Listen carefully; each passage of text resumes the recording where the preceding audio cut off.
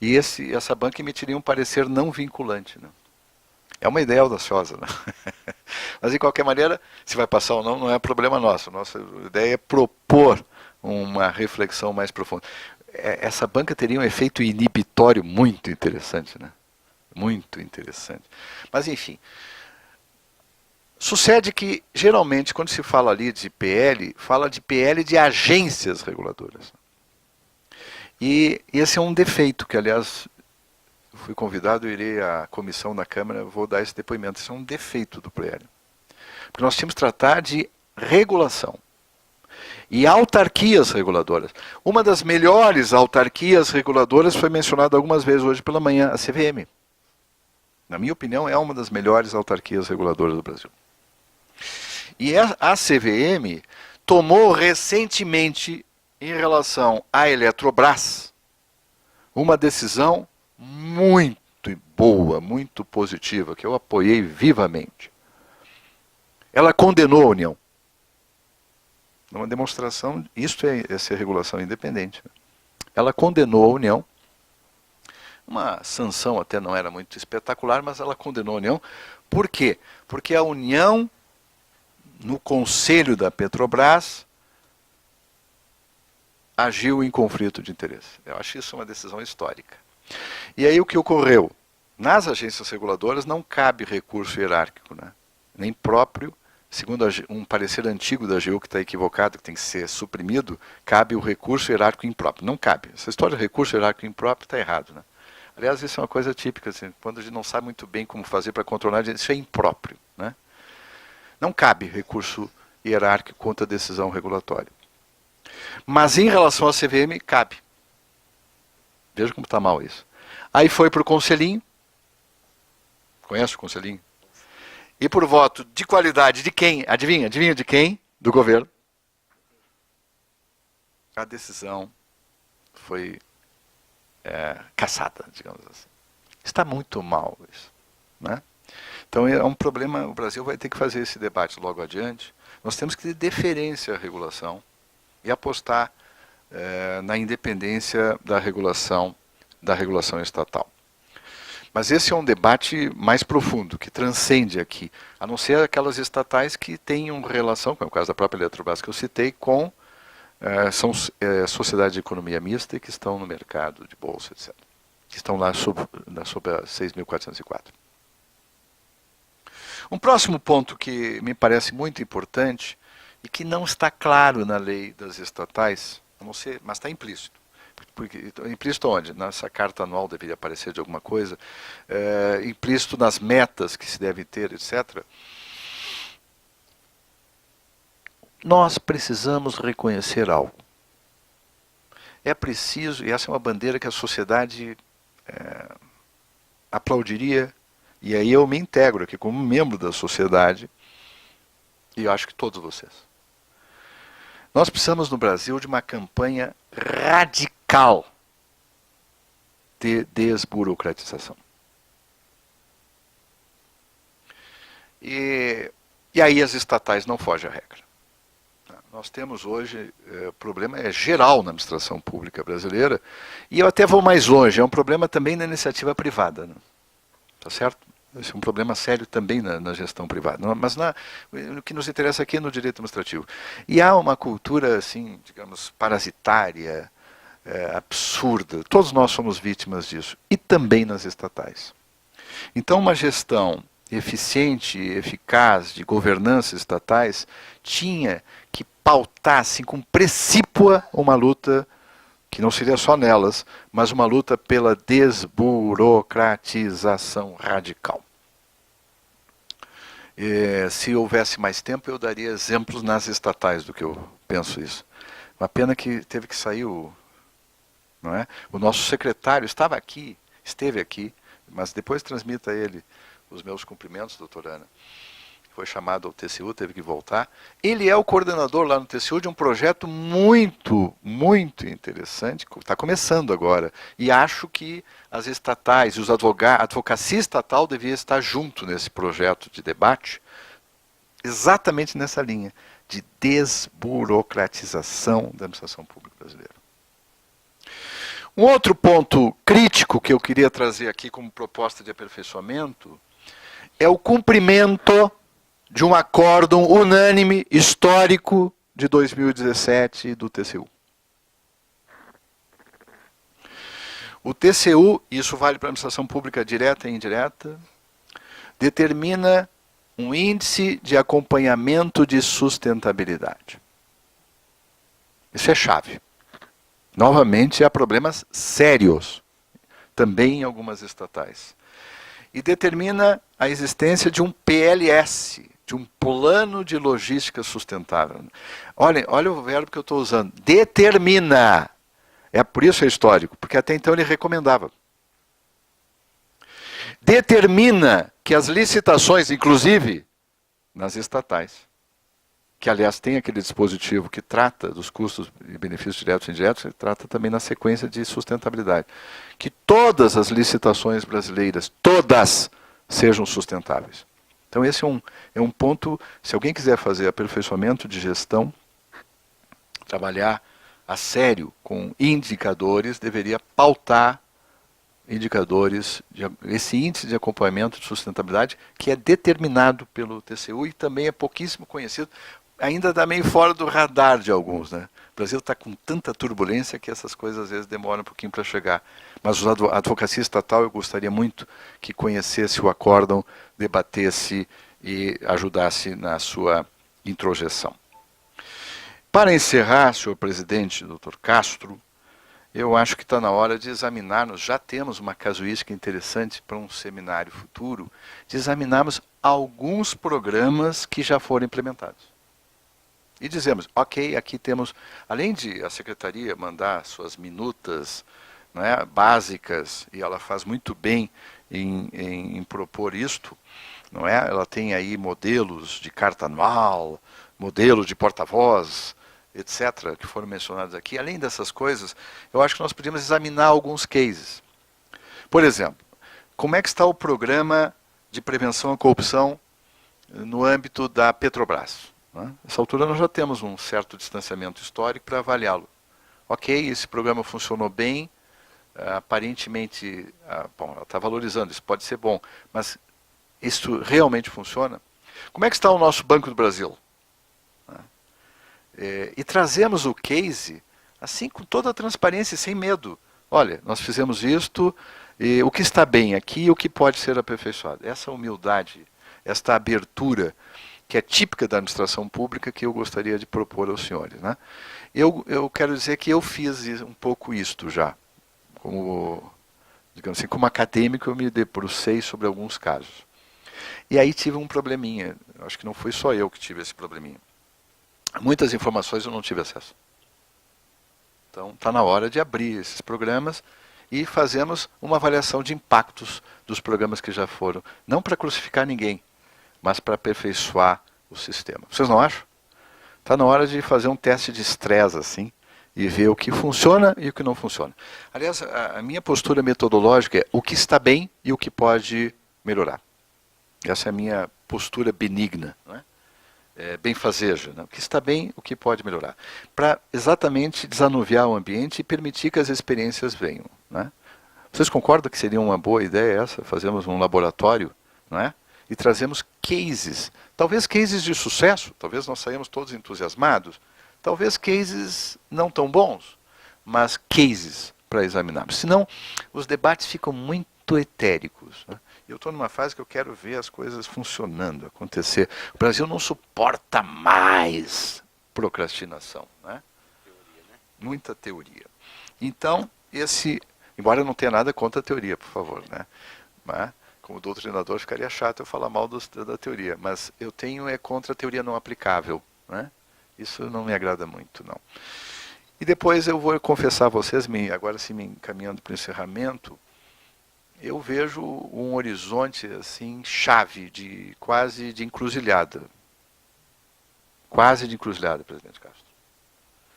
Eu andei conversando com alguns economistas, por circunstâncias, assim, eu tive curiosidade de conversar com alguns economistas que estão dando assessoria para alguns candidatos que têm boas chances de vencer a eleição.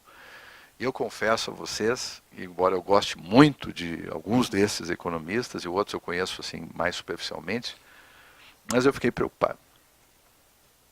Porque há um certo consenso, não suficientemente, acho eu, metabolizado por eles, né? Um consenso muito negativo sobre estatais. E vocês sabem disso.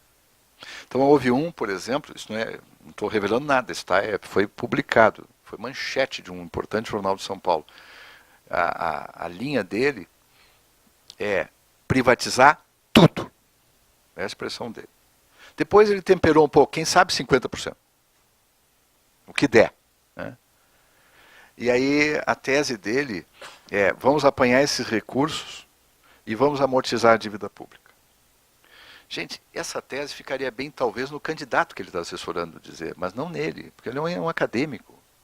E é uma tese que não tem sustentação lógica, né? É uma tese de ingovernabilidade, não é assim que se faz as coisas, né? com essa simplicidade. E eu vejo esse um problema sério do Brasil, e também fora do Brasil, eu vi na Itália recentemente. Uma certa sedução pelo simples. E infelizmente o simples é sedutor, mas normalmente está errado. Né? Mas há essa paixão pela solução mágica. E nós já passamos por isso no Brasil, né? Em 89, 90, e deu no que deu. Né? Acho que não é uma boa experiência. Um outro, mais sofisticado, me disse assim, e depois eu vi que ele declarou também na imprensa. Criticou o primeiro, duramente. Olha, que coisa absurda e tal. Ele diz assim, mas nós temos que apresentar um conjunto de estatais que vão ser privatizadas nos primeiros dias de governo. Aí então eu perguntei para ele, quais? Não sabemos. Aí deu no mesmo. Entre não sabemos de tudo, dá na mesma. Ficamos com a mesma ansiedade. Né? Mas o que me preocupa é que, de alguma forma, as estatais, não todas, adotaram uma postura meio que de indiferença. Assim.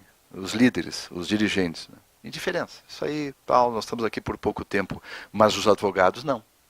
Os advogados têm uma visão e um compromisso de longo prazo. Então, por isso que eu dizia ao Dr. Álvaro, nas nossas longas tertúlias de aeroporto, né, que nós precisávamos de alguém dentro das estatais que fossem os formuladores do pensamento de longo prazo, com conhecimento jurídico. Quem?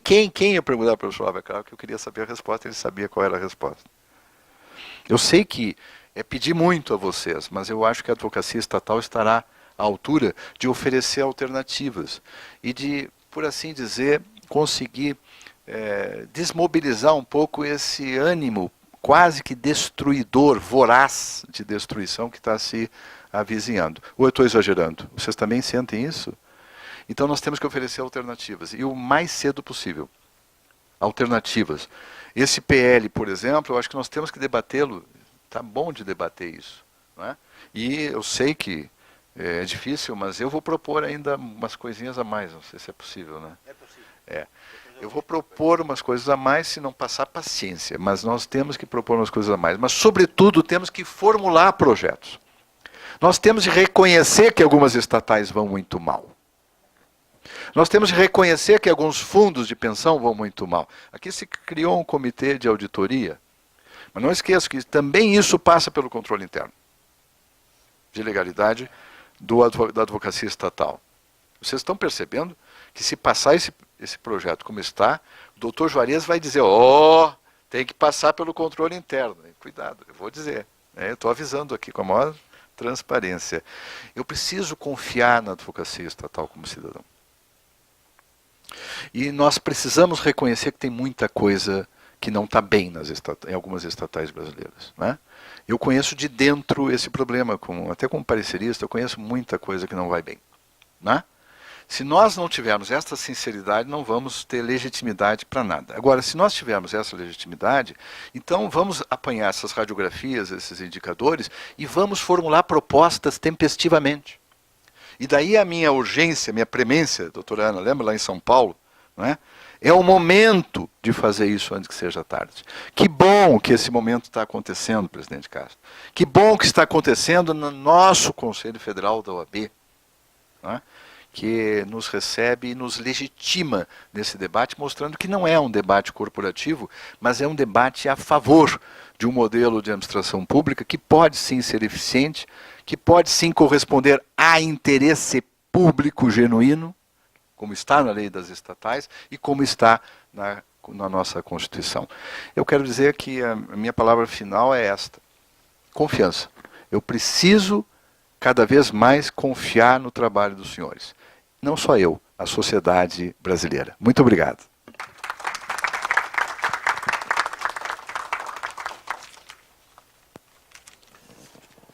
Professor Juarez, é bom lembrar aqui que a advocacia estatal ela vem trabalhando em diversas frentes junto ao Congresso Nacional.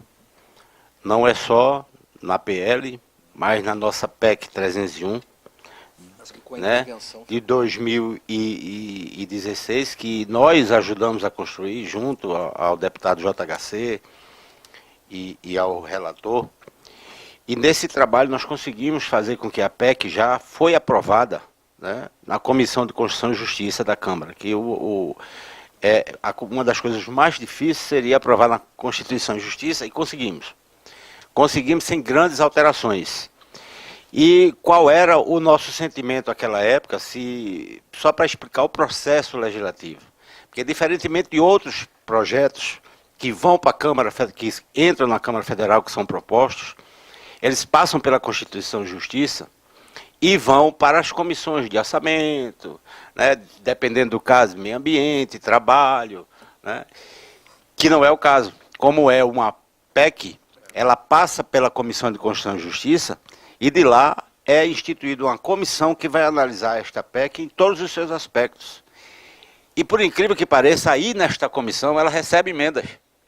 Ela não recebe lá na Constituição e Justiça para declarar a sua constitucionalidade ou não. Mas nessa comissão especial, que ela é criada para analisar só a PEC e dali já vai direto para o plenário, ela pode receber essas emendas. Então eu vou pedir aqui em nome da Comissão Nacional aqui da Advocacia Estatal, do Conselho Federal, eu vou passar essa PEC para o senhor, para que o senhor possa nos fornecer as propostas que entender devidas, para que a gente possa trabalhar isso junto aos membros dessa comissão especial a ser criada, na qual a Advocef já tem tomado a frente para que a gente consiga um número de parlamentares a nosso favor superior, para que a gente possa fazer valer, né, a aprovação também nesta comissão. Tá? Então eu queria aqui abrir o debate, porque é sempre bom a gente debater aqui com o professor Juarez, que tem nos brindado, vez ou outra aqui na Advocef, né, um grande colaborador, e eu costumo dizer que ele já é sócio nosso, né, da Advocef, honorário, e que queria abrir a palavra aqui aos companheiros. Alexandre, vai falar? A palavra é sua, doutor Alexandre, do Banco do Brasil. Professor Juarez, parabéns pela palestra, excelente. Não conhecia, fico orgulhoso de ter tido essa oportunidade, agradeço mais uma vez ao OAB. Eu queria voltar em relação ao próprio PL dos advogados das estatais. Se por um lado esse PL ele pode nos trazer mais garantias em relação ao reforço da nossa independência, e isso eu posso dizer que o Banco do Brasil ele garante muita independência dos seus advogados, independente de qualquer lei que esteja hoje em vigor. A nossa diretoria jurídica ela preza muito pela independência dos seus advogados, mas o PL sempre é bem-vindo quando vem proteger as prerrogativas dos seus advogados. Por outro lado, me preocupa também o momento que se insere o advogado num papel de controle interno. Não que ele não seja bom, eu entendo e concordo em certa medida. Por outro lado, se a gente olha para as estatais que exercem atividade econômica, eu não posso tirar da mão dos seus administradores o seu papel de decisão. E muitas das vezes, o administrador precisa que o advogado traga interpretações em virtude de uma legislação que não é tão clara. Eu ainda tenho o benefício da dúvida em relação a essa legislação, e o papel do advogado é fundamental para que o administrador venha decidir em relação à tomada da sua decisão. Muito em linha até do que o Dr. Mauro falou, para responder ou não em relação a determinado ato de improbidade. A minha pergunta é nesse sentido. O professor entende que é possível conciliar o controle interno com essa forma de atuação do advogado que não retira da mão do seu administrador, sobretudo de uma estatal que exerce atividade econômica, que não tem só a atividade pública, mas também percorre atrás do mercado em igualdade de condições com pares privados, o lucro. O professor entende que é possível conciliar as duas atividades do advogado, de controles internos e essa de assessoramento jurídico aos administradores? Esse é o ponto. Eu entendo que sim, é claro que sim, porque eu tenho uma visão de que o controle interno não suprime a esfera decisória. O diretor vai continuar tendo o seu espaço de decisão. O que não é aceitável é o diretor dizer o seguinte: olha, eu preciso que tu me dê embasamento para a decisão que já está tomada. Isso não é bom. Isso não é bom. Isso acontece não só aqui, pode acontecer, e acontece infelizmente na administração pública em geral. Isso não é papel do advogado público. Então essa função, eu acho, de controle interno muito interessante. Mas isso não suprime, não exclui outros controles internos. Nós temos que ter aí, claro, todos vocês sabem do que eu estou falando, quer dizer, nós temos que ter esse entrosamento. Eu só penso que essa é uma tarefa que está no PL, que eu vejo bem. Ali fala em controle interno de legalidade dos atos. Eu interpreto assim como controle interno de juridicidade, que é mais abrangente dos atos, né? Agora, note bem, isto eu mencionei muito de passagem, né? Se eu fosse diretor, eu gostaria de ter esse profissional do meu lado. E não vejo nenhum problema do ponto de vista da exploração de uma atividade econômica eficiente. Ao contrário. Não é? Porque se o mercado, vamos apanhar um caso de uma instituição financeira, né? Quanto mais conservadora for uma instituição financeira, melhor, da minha perspectiva de consumidor. Mas eu sou um conservador em termos financeiros, sou. Né? Aliás, uma das coisas boas de 2008, uma das poucas coisas boas, porque isso nos afetou, né? Muito, não tem história de marolinha no mundo. Mas uma das coisas boas é que o nosso sistema bancário é conservador. E eu quero que continue a ser assim. Tá certo? Então, para ficar num exemplo, se eu fosse diretor, eu gostaria de ter esta figura aqui do meu lado, né? E até contendo eventuais impulsos, erros, etc. Né? E mesmo sendo jurista, olha só, mesmo sendo jurista, ou talvez até principalmente por ser jurista, porque a gente tem a ideia de que a gente já sabe tudo, assim, já pode, isso aqui pode fazer, não pode. Daqui a pouco o camarada me traz uma resolução do Banco Central de ontem, eu preciso ter alguém para me apoiar nisso. Né? Mas a responsabilidade última, isso no nosso estatuto e o Supremo, a responsabilidade última seria do diretor, do decisor. É claro que isso é uma mudança de cultura, porque nós temos toda uma cultura que o diretor, sobretudo se ele, digamos assim, em algum momento passou por política partidária, né, ele acha que pode mais ou menos tudo, né, e que o advogado é um problema. Então, e isso está errado, né? Culturalmente está errado. Né? O advogado não é um problema, o advogado é uma solução. Existe uma cultura também, existe um livro ótimo que eu sugiro a vocês, assim, de um craque de Harvard, né? Em matéria de negociação, um craque. E o livro dele é muito interessante, chamado O Poder do Não Positivo. O Poder do Não Positivo. Então, eu uso muito isso. Esse livro vale a pena ler. Por quê? William Ury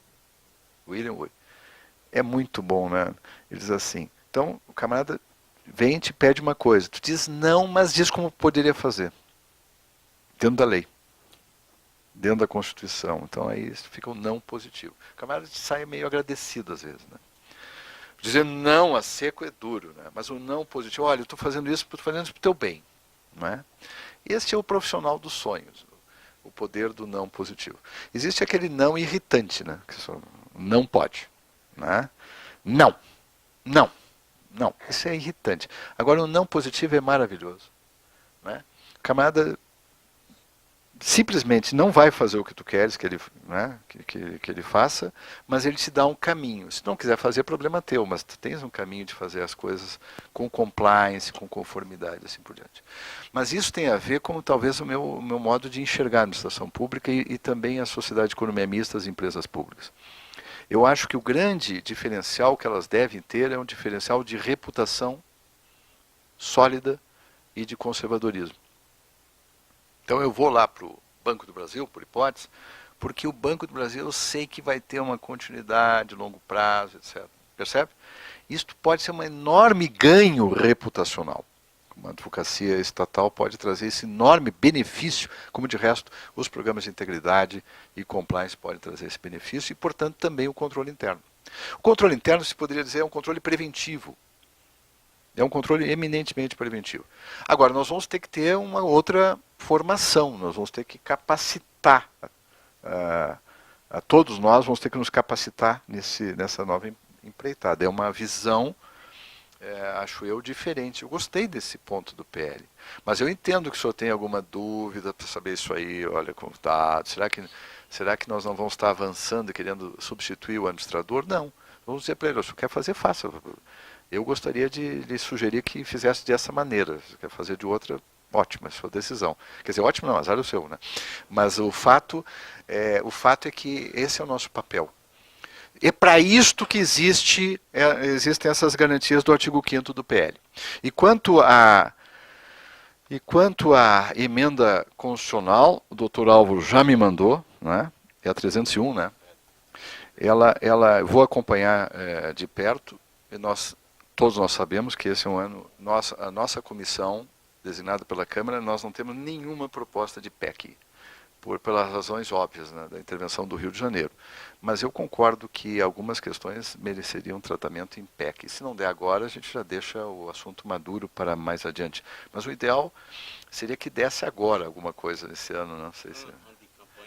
ano de campanha não é fácil. Né? Mas eu vou examinar com muito carinho, presidente Castro. O senhor estava falando aqui do não positivo e eu me lembrando das minhas artimanhas enquanto advogado, né? Porque às vezes o recado não vem do próprio administrador, não, ele manda pela secretária, por um assessor. É pior ainda. E eu, para negar, eu não podia dizer, assessor, isso está errado, não vou fazer, isso é ilegal. Eu ligava para o superintendente, sei lá quem, dizia, olha, chegou aqui um pedido disso, como eu lhe conheço e sei que você era incapaz de me pedir uma coisa dessa. Certamente houve engano do mensageiro. Estou lhe avisando que chegaram aqui pedindo, dizendo que tinha sido o senhor que tinha solicitado. Ele disse, não, nunca. Né? E aí a gente não fazia, e é assim que as coisas realmente devem funcionar. Esse é o presidente né? Castro. Mas enquanto a melhoria da governança, para mim ficou muito claro, né, nos nossos fóruns de debate do WhatsApp, que muitos colegas advogados estatais, né, não acreditam. E eles diziam lá, eu só acredito vendo, isso é utopia. O que a gente passa aqui na estatal, isso a gente tem um grupo diversificado de várias estatais. Mas eu concordo com o senhor, né, que eu acho que isso depende também, ou principalmente de nós advogados. Né, e nós estamos procurando exatamente isso, professor. Né, fazer com que essas estatais funcionem bem e que cumpram as suas finalidades, né? Tá? Então eu queria saber se tem mais algum questionamento.